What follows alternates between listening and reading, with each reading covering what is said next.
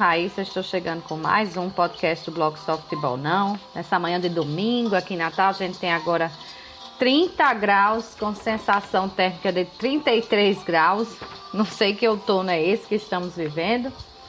Bom, chegando com esse tema na mesa batida, porque seguem as conversas sobre a possibilidade de volta do futebol, mas, pelo menos por enquanto, não passa dessa fase mesmo não, porque nós sabemos que quem vai determinar de fato a volta são as autoridades são os governos, né, e prefeitos, dependendo de cada cidade, mas isso só vai ser determinado por eles de acordo com as autoridades de saúde, e as autoridades de saúde, inclusive o Ministério da Saúde já disse que não vai liberar nada enquanto tiver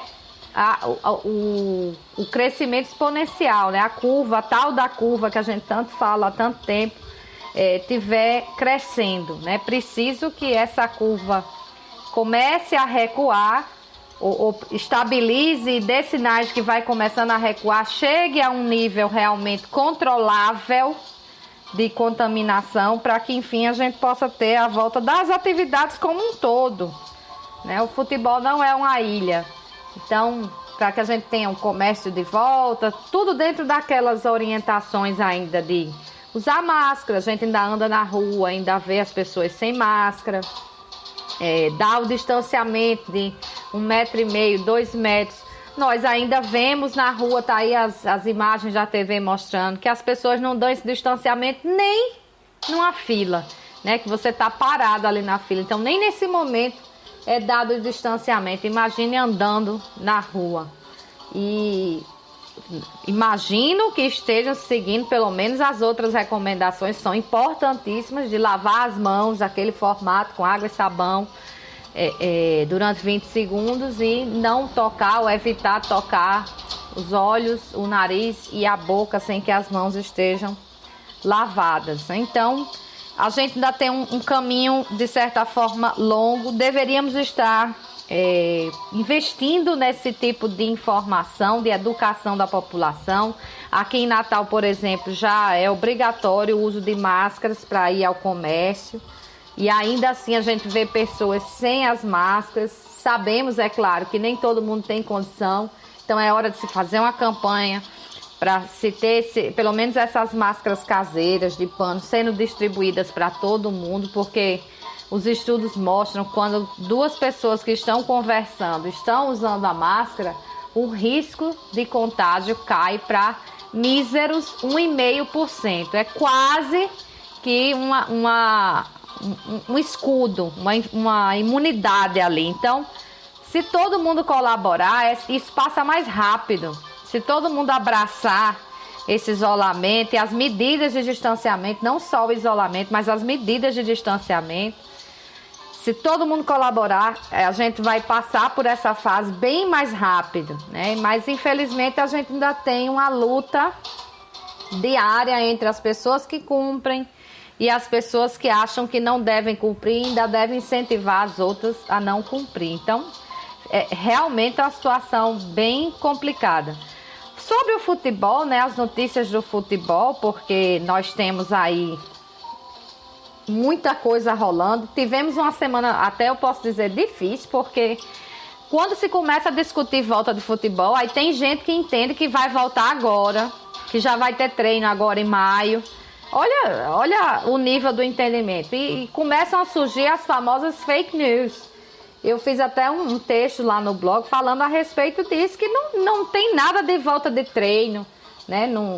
O que está sendo discutido, eu imagino que o que seja discutido seja com o apoio de assessores jurídicos, e por isso que eu falo o que eu estou falando agora, é que quando as autoridades públicas autorizarem, aí o futebol vai ter o protocolo, que esse sim está sendo discutido, o que é certíssimo.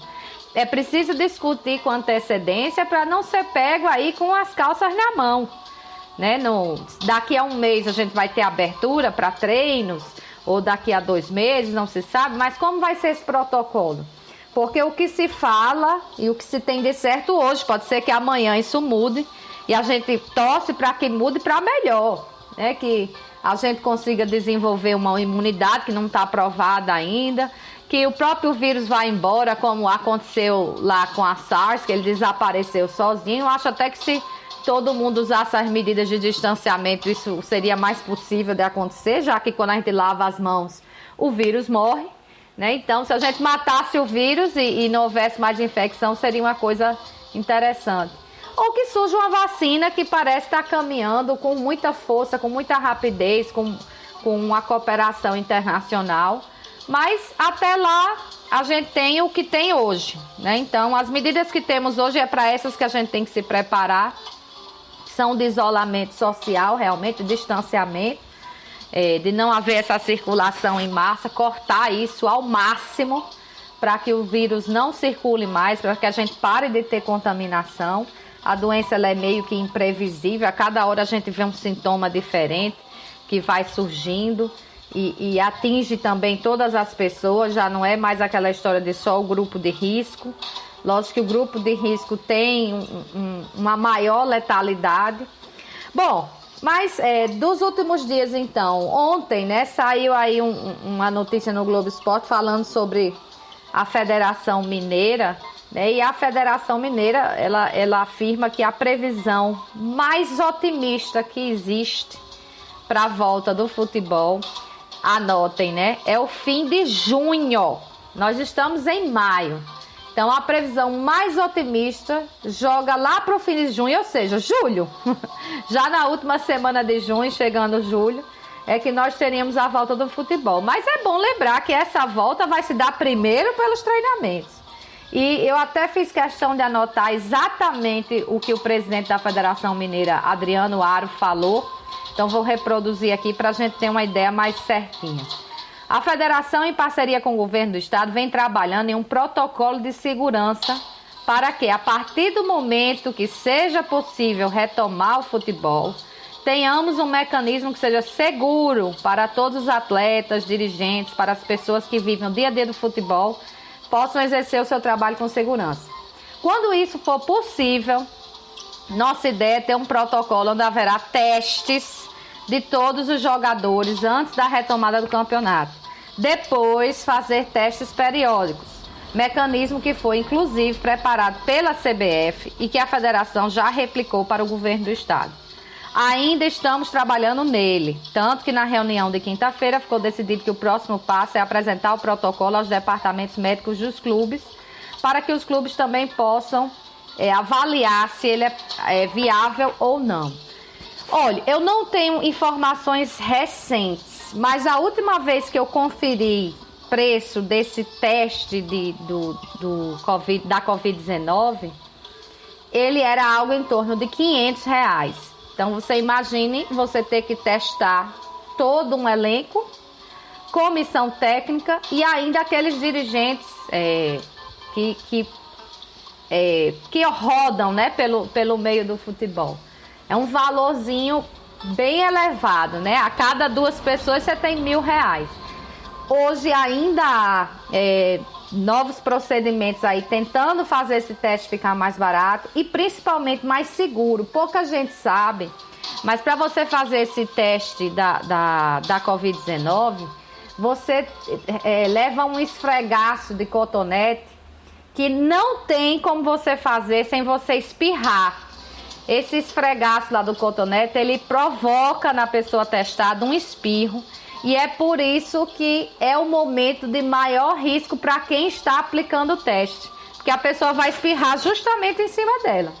Então, tem toda uma questão de saúde, de aparato aí, para poder para poder possibilitar que a gente tenha essa volta do futebol. São muitos detalhes financeiros, inclusive, para essa volta, com esses protocolos. Então, eu acho corretíssimo que se esteja discutindo. Acho uma pena que a federação daqui tenha feito uma reunião física.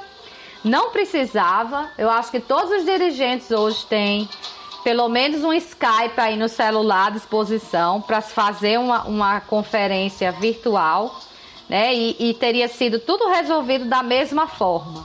né? Mas foi preferida uma reunião física, pelo menos pelas imagens lá. Aparentemente as pessoas estavam afastadas, embora nem todas estivessem usando a máscara adequadamente. A federação publicou lá no seu site, né, que aguarda realmente o poder público, somente o poder público é quem tem a competência para decidir a volta do Campeonato Potiguar, e isso envolve, claro, as autoridades responsáveis pela saúde. E o que a FNF está fazendo, então, é discutir. Durante o encontro, aqui já lendo a notícia da FNF, os dirigentes enfatizaram as opiniões sobre o retorno das atividades. A maioria afirma que é preciso estudar, flexibilizar o regulamento, a gente não sabe exatamente em que, acho que em inscrições, certamente.